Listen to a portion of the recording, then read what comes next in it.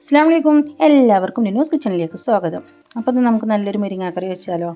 അപ്പോൾ എല്ലാവരും അധികം വീട്ടിലും ഉണ്ടാവില്ല മുരിങ്ങ. നമ്മൾ പുറത്തുനിന്നൊക്കെ വാങ്ങിക്കുന്നില്ല.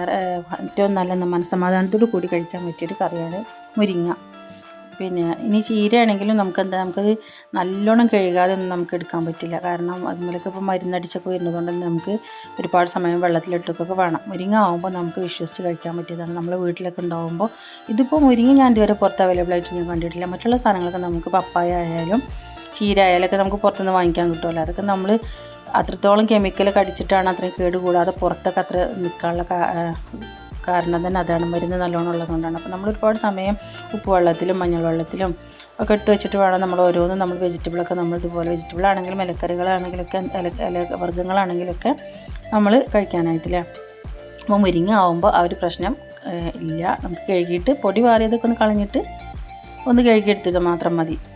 അപ്പോൾ രാവിലെ ഞാൻ കുറച്ച് മുരിങ്ങ പൊട്ടിച്ച് വെച്ചിരുന്നുണ്ട്. അപ്പോൾ ഞാൻ കുറച്ച് മുമ്പത്തെ വീഡിയോയിലൊക്കെ പറഞ്ഞിരുന്നു എനിക്ക് മുരിങ്ങ മരത്തുമെന്ന് ഇങ്ങനെ പൊട്ടിക്കാൻ ഭയങ്കര ഇഷ്ടമാണ്. അപ്പോൾ എത്ര പൊട്ടിച്ചാലും മതിയാവില്ല. പക്ഷേ ഊരിൽ എനിക്കിങ്ങനെ ഭയങ്കര പ്രയാസമാണ് ഉണ്ടാവും. ഞാൻ ചിലപ്പോൾ ഇതിൻ്റെ ഇലൻ്റെ അടിക്കൊക്കെ ജീവികളെ മുട്ടകളൊക്കെ ഉണ്ടാവും, ചെറിയ പ്രാണികളെ മുട്ടകളൊക്കെ ഉണ്ടാവും. അതൊക്കെ നോക്കിയിട്ട് വേണം നമ്മൾ ഊരിയെടുക്കാനായിട്ട്. അപ്പോൾ ഇത് ഹസ്ബൻഡ് പറയും ഓരോ ഇല വെച്ചിട്ട് ഇങ്ങനെ ഊരിയെടുക്കണം, അതിൻ്റെ ആ ചെറിയ ചെറിയ നാരുകളൊന്നും പെടരുത്. അതിനിട്ട് എനിക്ക് പറ്റില്ല, എനിക്ക് കഴിയില്ല. ഓരോ ഇലയൊക്കെ ഊരിയെടുക്കുക എന്ന് പറയുമ്പോൾ എത്ര സമയം നമ്മൾ നിൽക്കണം. നമ്മൾ വേഗം നമ്മളെ പണിയൊക്കെ കഴിക്കാൻ വേണ്ടി നിൽക്കില്ല. അപ്പോൾ എനിക്ക് എന്നെക്കൊണ്ട് പറ്റുന്ന രീതി ഇങ്ങനെയാണ് കേട്ടോ. എനിക്ക് ഇതിലേറെ വൃത്തിയിൽ ഊരുമെന്ന് എനിക്കറിയില്ല. ഞാനിങ്ങനെയാണ് ഊരിയെടുക്കുക.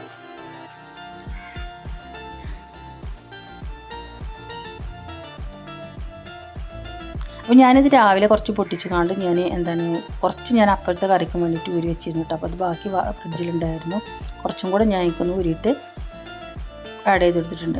ഞാൻ കുറച്ച് തേങ്ങ ചതക്കി എടുത്തതും അതുപോലെ ഒരു 4 അല്ലി വെളുത്തുള്ളിയും ഒരു 3 പച്ചമുളകും കൂടി ചേർത്തെടുത്തിട്ടുണ്ട് കേട്ടോ. പിന്നെ ഒരു 1/4 ടീസ്പൂൺ പെരുംജീരകവും ഒരല്പം നല്ല ജീരകവും ഒരല്പം മഞ്ഞൾപ്പൊടിയും കൂടി ചേർത്ത് കൊടുത്തിട്ടുണ്ട്. എന്നിട്ട് നന്നായിട്ടൊന്ന് അരച്ചെടുക്കണം കേട്ടോ.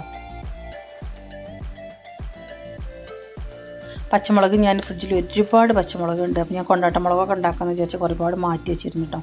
അപ്പോൾ അതൊക്കെ അവിടെ ഫ്രിഡ്ജിൽ കിടന്നിട്ട് പഴുത്തിട്ടുണ്ട്. അപ്പോൾ ഞാൻ പഴുത്ത ഭാഗം കട്ട് ചെയ്തിട്ട് പിന്നെ എടുത്തതാണ്.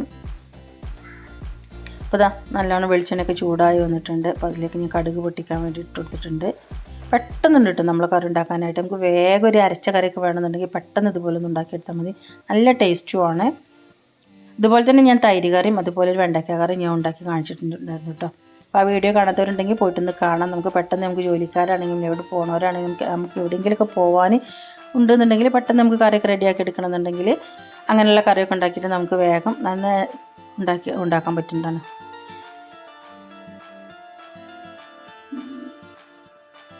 അപ്പോൾ കടുകൊക്കെ പൊട്ടിയതിന് ശേഷം നമ്മൾ മുരിങ്ങ അതിലേക്കൊന്ന് ഇട്ട് കൊടുത്തിട്ടുണ്ട്. അതൊന്ന് ചെറുതായിട്ടൊന്ന് വഴറ്റിയെടുക്കുക കേട്ടോ. ഒന്നും കുഴഞ്ഞു പോയാൽ മതി. അതിന് ശേഷം നമ്മൾ അരച്ച് വെച്ച തേങ്ങയും കൂടെ ചേർത്ത് കൊടുക്കുക. മിക്സിയിലൊന്ന് വെള്ളം ഒഴിച്ചിട്ട് അതും കൂടെ ഒന്ന് ഒഴിച്ചു കൊടുക്കുക.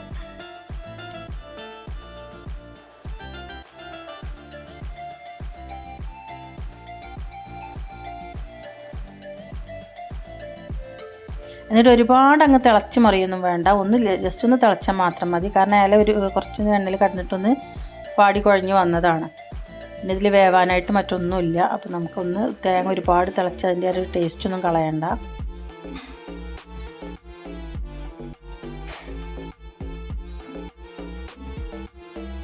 തേങ്ങ ഒഴിച്ചാൽ മുരിങ്ങ കടിയിൽ ഇങ്ങനെ തങ്ങി കിടക്കുമ്പോൾ അതൊക്കെ നമ്മളൊന്ന് ഇളക്കി യോജിപ്പിച്ച് കൊടുക്കാം കേട്ടോ.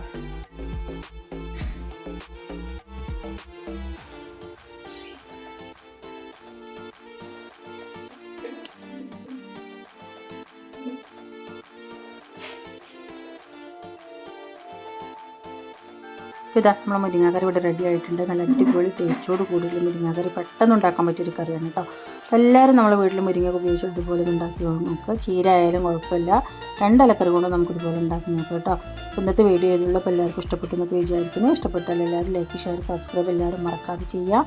ഇനി മറ്റൊരു വീഡിയോ ആയിട്ട് വീണ്ടും കാണാം. എല്ലാവരോടും അസ്സലാമു അലൈക്കും.